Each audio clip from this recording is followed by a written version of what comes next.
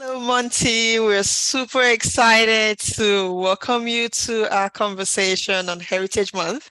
As you know, obviously, it's Black History Month, and we're super excited and honored that you would share your story with us. I would introduce myself because it's been a minute of doing this. So my name is Adesua Igbinereka. I'm the Director for Career Equity and Access. And I would like for you to introduce yourself. I know you, so let's let our campus community know you as well. Hello, everyone.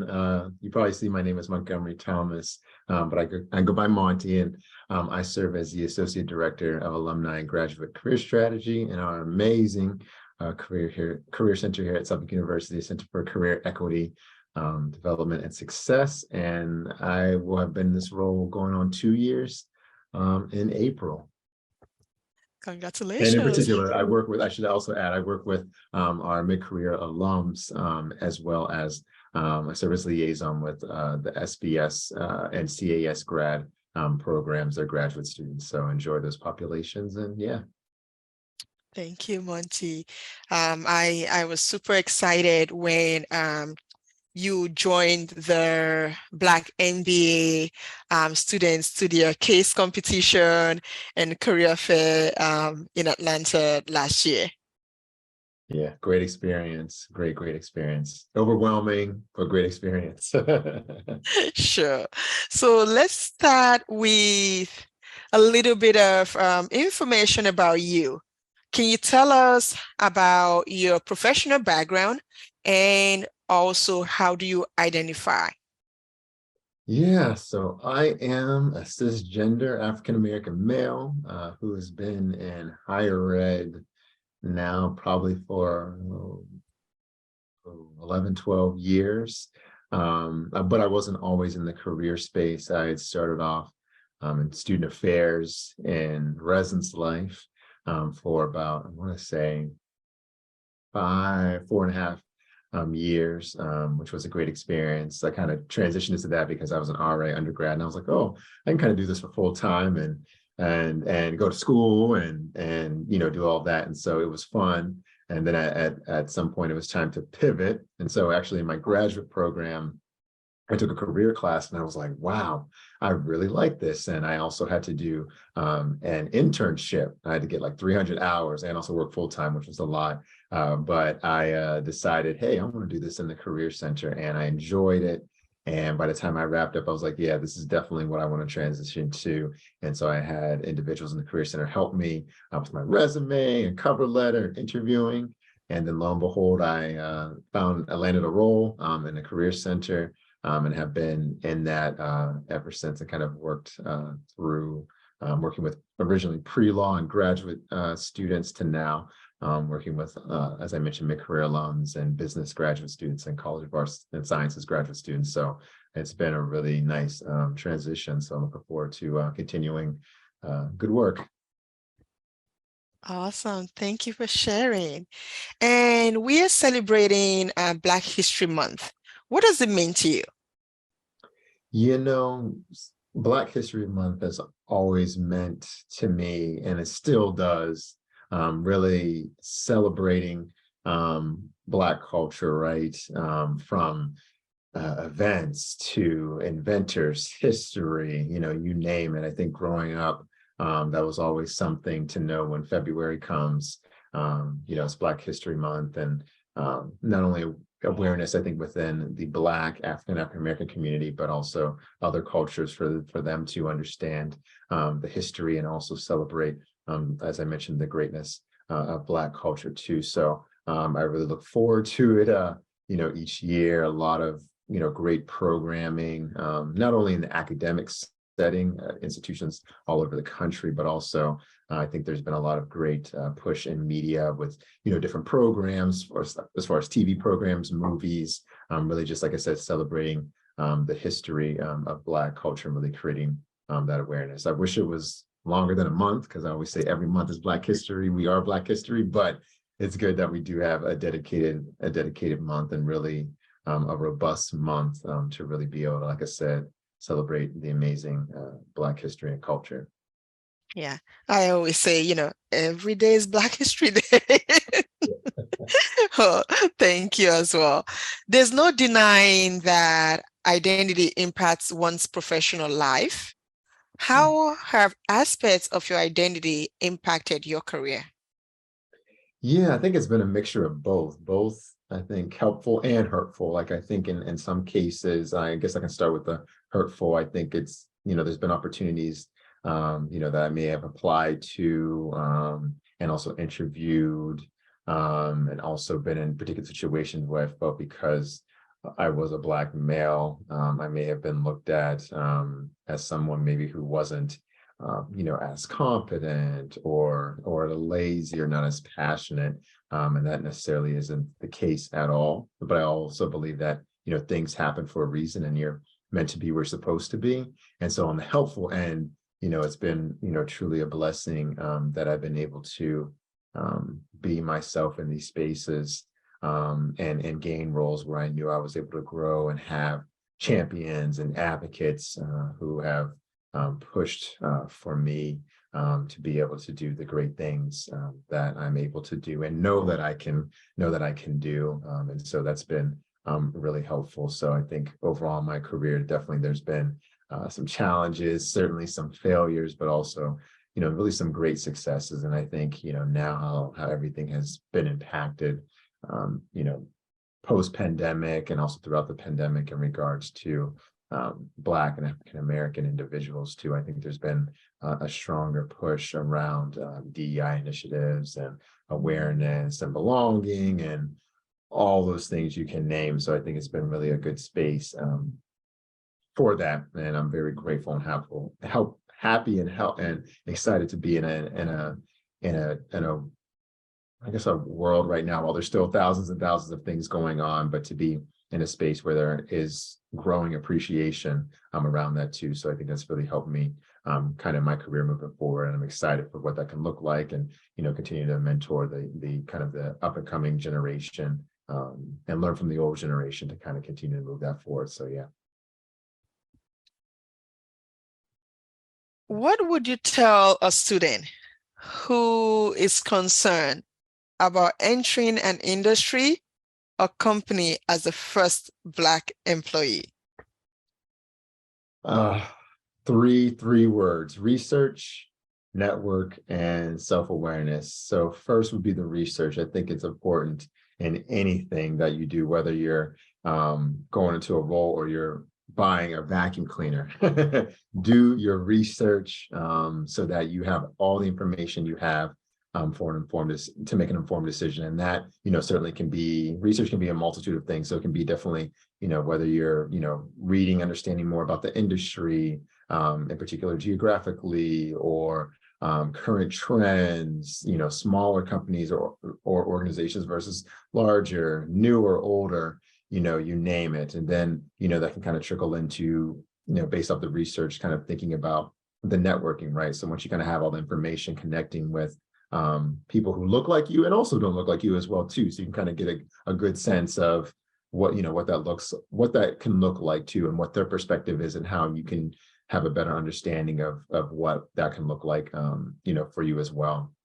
And then the other piece I would say is kind of this self-awareness, right? So obviously you already know you're Black, right?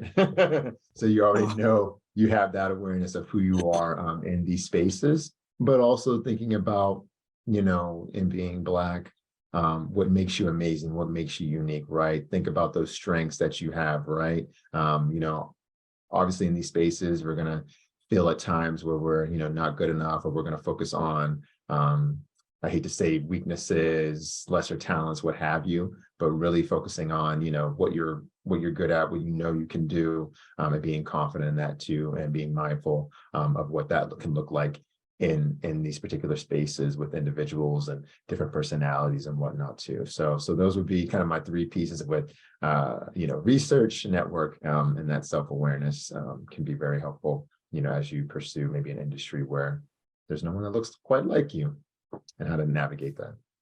self-awareness is always key because sometimes you don't want to be in spaces where no one else looks like you, and sometimes you are the first, meaning that Yes. you would not be the last. So I think, having that self-awareness is so important. Thank you again, for sharing that. Are you aware of any policy or industry changes that positively impact university students who identify as Black? Yes. So as Black people, we are so unique, so impactful, so different. And with that, that all definitely connects with the hair that's on top of our head. And so, we want to be in spaces because hair is certainly important to us, the way we look, the way we dress. I think it's always been important to us. I feel like there's like definitely some research or history why like Black people always, want to be, crisp in spaces that they're in, whether they're leaving the house to go to the store, go to church, go to work, go to whatever, a concert, event, whatever they're doing. I always feel like there's always been something within our culture. And so I will say definitely the Crown Act, the bill around having natural hair in the workplace has been huge, and so happy that that has happened because it definitely has been so discriminatory for many, many, many, many, many, many years. I think I even experienced that too, early on, my mom or dad were saying like, oh, you need to get your hair cut, or you can't go into an interview or something like that with your hair in this particular way. But I think it's been really, really amazing to have this act in place to really support just the unique, the beauty in regards to Black hair, and certainly those who identify as women too, because as Black women you can definitely do a lot more different things as a Black male with your hair and in very unique and beautiful ways too. So I think that's been really great to support because a lot of that, as I said, has been kind of discriminatory and really just thinking about, oh, just based off of your appearance and your hair, this is kind of what you're limited to doing. But no, you can do amazing things and still have an amazing, hairstyle or look or whatever that may be. So that has been, really great. And then the other thing too has been just kind of the ongoing DEI initiatives that have been happening in different organizations and spaces too, to create more of a community of inclusion and well-being and all those particular things. And yes, certainly there's still always and will be work to do, but there's been, like I said, that awareness of it, and most importantly, really developing that intentionality around it as well is really important. So I would say those have been the two things that have been, really great, in these spaces as a Black student, Black person, as you get into the workforce.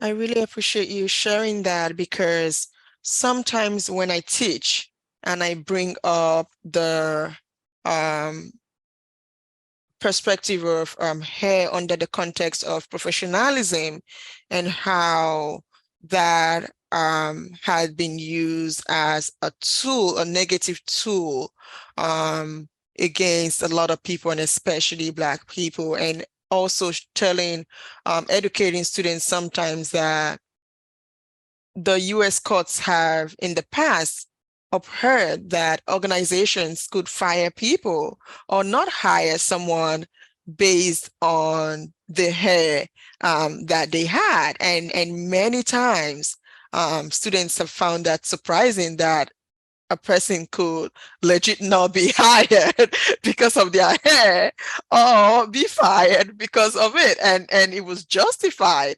And to know that the Crown Act is making its way around so many states, becoming legal, it's something that I hope that people respect the advocacy that has gone into it to show that your hair is not your job and you can do amazing work regardless of what kind of hairstyle or texture or how you wear it to the workplace. So thank you for highlighting that for us. Yeah, absolutely. If you could give your younger self one piece of advice, what would it be?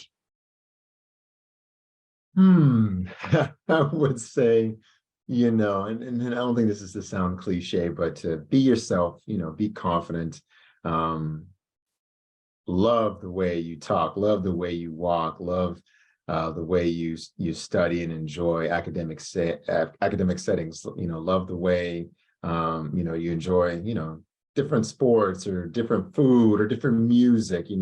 Really just be you and be confident. And I like to say confidence is the new black.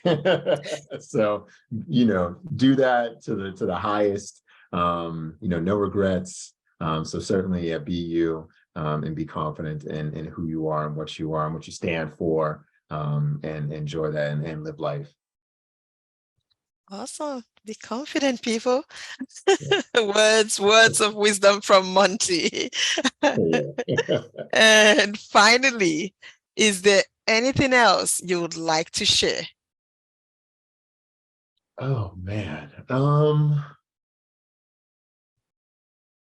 I don't think there's anything in particular.